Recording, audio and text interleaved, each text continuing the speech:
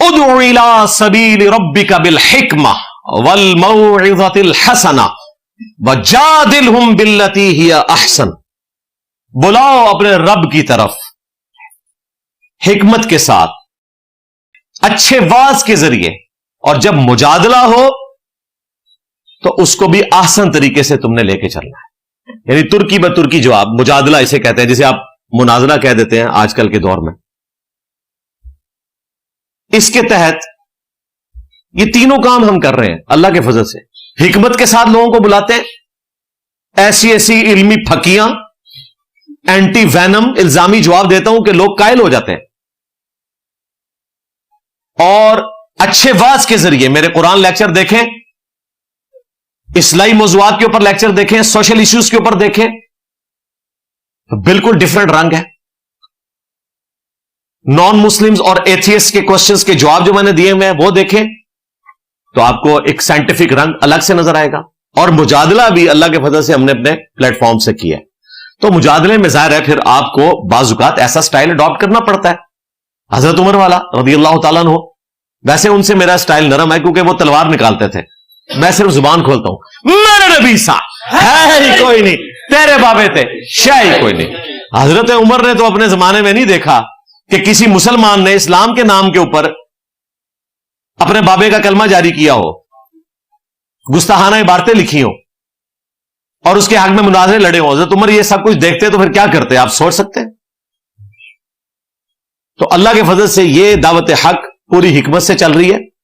نبی الاسلام بھی جب ممبر پہ بیٹھتے تھے آپ کا سٹائل اگریسو ہوتا تھا. صحیح مسلم 2005 نمبر حدیث ہے. امام باقر علیہ السلام نے جابر بن عبداللہ سے یہ حدیث روایت کی ہے، اور امام باقر سے امام جعفر علیہ السلام نے روایت کی ہے کہ نبی الاسلام جب ممبر پر تشریف لاتے آپ صلی اللہ علیہ وآلہ وسلم کی آواز بلند ہو جاتی، آنکھیں سرخ ہو جاتی، غصے میں اضافہ ہو جاتا جیسا کہ کوئی جرنیل اپنی فوج کو تیار کر رہا ہے. اور پھر آپ فرماتے میں اور قیامت اس طرح ساتھ بھیجے گئے جس طرح دو انگلیاں، یعنی میرے بعد اب قیامت ہی آئے گی، کوئی اور پیغمبر نہیں آئے گا.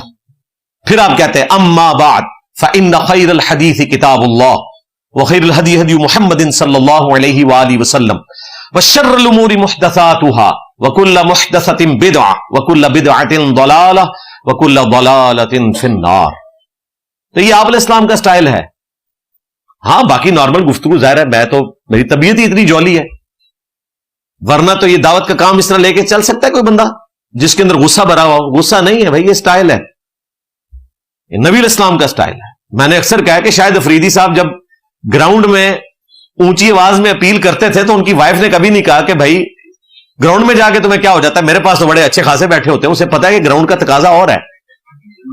ہاں وہ چائے اپنی بیوی سے ایسے نہیں مانگیں گے، اور نہ میں مانگوں گا اس طریقے سے. ہاں چائے تو وہ آرزی سے مانگیں گے، لیکن میدان کرکٹ میں یا علمی میدان میں پھر رڈز تو آپ کو پڑھنا پڑے گا. میرے نبی سا ہے ہی کوئی نہیں، تیرے بابے تھے شاہ ہی کوئی نہیں. کہتے ہیں نہیں جی یہ میرے نبی سا ہے ہی کوئی نہیں، ٹھیک ہے اگلا حصہ نہ پڑھو. نہ آپ تو کہہ نہیں سکتے، آپ کے بابے نے اس سے بڑی بات کی ہے. اونو روو، اونو پٹو بہ کے. امیر معاویہ نے جو حضور کی حمایت میں گھوڑا دوڑایا نا، اس گھوڑے کے ناک میں جو مٹی داخل ہوئی نا، عمر بن عبدالعزیز تو اس کا مقابلہ بھی نہیں کر سکتا. یہ آپ کو بتاتے رہے ہیں بچپن سے، ابھی تک بتاتے ہیں کہ جی غوث پاک نے فرمایا کہ جی کوئی بڑے سے بڑا بزرگ ہو، غوث کتب ابدال، کسی صحابی کے گھوڑے کے قدموں کی خاک کے برابر بھی نہیں. تم اپنے بزرگوں کو صحابہ کرام کے گھوڑے یعنی کہ جانور ان کے پاؤں کی خاک سے بھی بدتر سمجھتے تھے. یعنی تم کہتے تھے کہ صحابی کے گھوڑے کے قدموں کی خاک جیسا ہے ہی کوئی نہیں، غوث کتب ابدال تشائی کوئی نہیں. تم تو جانوروں سے بدتر سمجھتے تھے اپنے بزرگوں کو. اس وقت تم نے غوث پاک کو کیوں نہیں کہا کہ جی آپ بزرگوں کو جو ہے جانوروں کے پاؤں کی خاک بتا رہے ہیں؟ اور میں کیا کہہ رہا ہوں، میرے نبی سا ہے ہی کوئی نہیں، تیرے بابے تشائی کوئی نہیں. میرا نعرہ تو بہت سافٹ ہے. یا کہو کہ تمہارا بابا غلط کہہ کے گیا تھا، اور 100% غلط کہہ کے گیا تھا، کیونکہ کوئی آج کا مسلمان بھی کسی صحابی کے گھوڑے کے قدموں کی خاک سے بدتر نہیں ہے. کیوں؟ جامعہ ترمذی میں، سنن ابن ماجہ میں حدیث موجود ہے کہ ایک مومن کی حرمت کعبے سے بڑھ کے ہے. آج بھی ایک کوئی مومن ہے نا، وہ کعبے سے بڑھ کے حرمت رکھتا ہے، تم اسے جانوروں کے قدموں کی خاک بتا رہے ہو. بالکل جعلی بات تھی. وہ تھوڑے بزرگوں نے کوئی گل تو صحیح نہیں دسی. ہاں لیکن میرے لیے فائدہ ہو گیا کہ میں نے تمہارے منہ پہ وہ کالک مل دیا کہ تم کہتے تھے کہ صحابی کے گھوڑے کے قدموں کی خاک جیسا ہے ہی کوئی نہیں، غوث کتب ابدال شاہی کوئی نہیں، قرآن و سنت کے بالکل منافی. اور میرا نعرہ تو ایمان کی بنیاد ہے.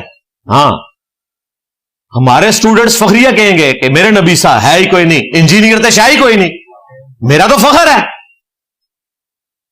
اور اگر کسی کو تکلیف ہوتی ہے اس کا مطلب ہے کہ وہ اپنے بابے کو رسول اللہ کے مقابلے پہ سمجھتا ہے، اور یقیناً تم سمجھتے ہو، ان کے ناموں کے کلموں کو تمہارے بزرگوں نے انڈورس کیا ہوا ہے. آج میں نے تمہیں بینیفٹ دیا ہے. میں ٹور پہ نا چشتی رسول اللہ تو شروع ہوا تھے، میں کشف الموجود صاحب اور سکر تے گیا، تذکرۃ الاولیاء تے بازید دعویاں تے گیا تے ایک گھنٹہ اور لگ جانا ہے. آج ذرا نا ٹھنڈا پروگرام ہی میں رکھیا ہے، وہ تانوں میم کے ذریعے جواب ملتے رہنے نے، اور آج تک کسی بات کا کوئی جواب نہیں دے سکا. ایک ایک چیز میں نے اعلیٰ حضرت سے بھی ثابت کی ہے اللہ کے فضل سے.